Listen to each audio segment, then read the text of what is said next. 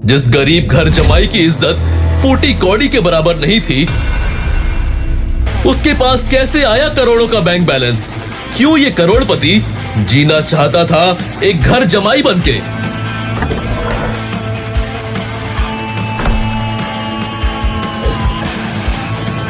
अब तुम नौकरों से ये काम कराओगे? वो नहीं करेंगे तो तुम करोगे। आज तक मुझसे भी तो यही करवाया। Golden Domain Society. Golden Domain Society Surat की ही नहीं बल्कि गुजरात की सबसे लग्जरियस सोसाइटीज में से एक थी और इस सोसाइटी से पूरे सूरत की खूबसूरती को नापा जा सकता था। दरअसल यही वो जगह थी जहां नक्श के दादाजी ने आज उसकी एक सीक्रेट मीटिंग फिक्स की थी। लेकिन नक्श किससे मिलने जा रहा है, इस बात की उसको कोई जानकारी नहीं थी। उसने सोचा ही नहीं था कि जिस इंसान से वो मिलने आया है वो कोई और नहीं बल्कि उसका चाचा दर्पण भानुशाली होगा। ये जानकर नक्श अपने चाचा से बिना मिले ही वहां से जाना चाहता था, लेकिन तभी अचानक से उसके कान में एक आवाज सुनाई पड़ी। नक्श,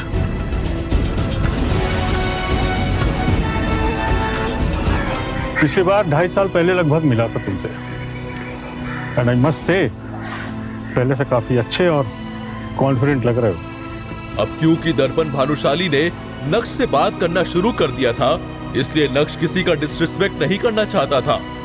हालांकि नक्श ज्यादा बात नहीं करना चाहता था और अपने चाचा की शक्ल तो बिल्कुल भी नहीं देखना चाहता था। दर्शन काका, तमें सीधे पॉइंट पे आओ ने और बताओ भानुशाली फैमिली को अब मेरी क्या जरूरत है? हाँ, अगर आपको लग रहा है कि आपकी बातों में आकर मैं भानुशाली ग्रुप ऑफ इंडस्ट्रीज के बारे में भूल जाऊंगा या उसका नया सीईओ बनने से मना कर दूंगा, ये आपकी सबसे बड़ी गलतफहमी होगी। कोई डाउट मत रखना।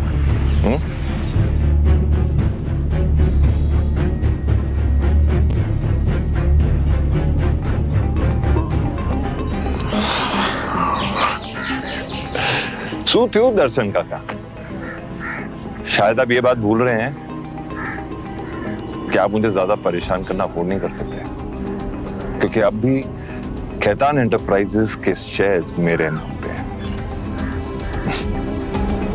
ये शेयर्स तो आप जानते हैं ना, जो आपने दादाजी और पापा को लेने से मना किया था। और ये शेयर्स आपके लिए कितने इंपॉर्टेंट है और भानुशाली ग्रुप ऑफ इंडस्ट्रीज के कितने इंपॉर्टेंट है अच्छी तरह जानते हैं। तो दर्शन काका, अगर मुझे गलती से भी कुछ हो गया ना, तो जो कुछ भी आप चाहते हैं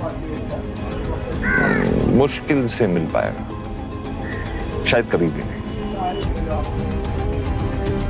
तो आइंदा मुझे रोकने की कोशिश मत करना। भानुशाली ग्रुप ऑफ कंपनीज पूरे गुजरात में एक बड़ा नाम था।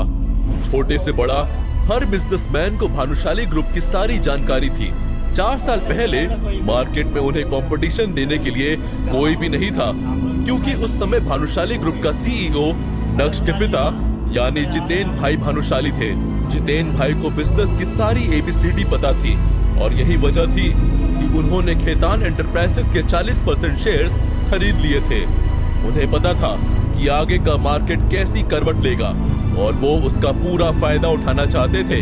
लेकिन ये बात दर्पण भानुशाली और यशवर्धन भानुशाली को पसंद नहीं आई और बिना कुछ सोचे समझे उन दोनों ने मिलकर जितेन भाई भानुशाली को भानुशाली ग्रुप से बाहर का रास्ता दिखा दिया। जितेन भाई के जाने के बाद नक्श के चाचा दर्पण भानुशाली ने भानुशाली ग्रुप के सीईओ की कुर्सी संभाल ली।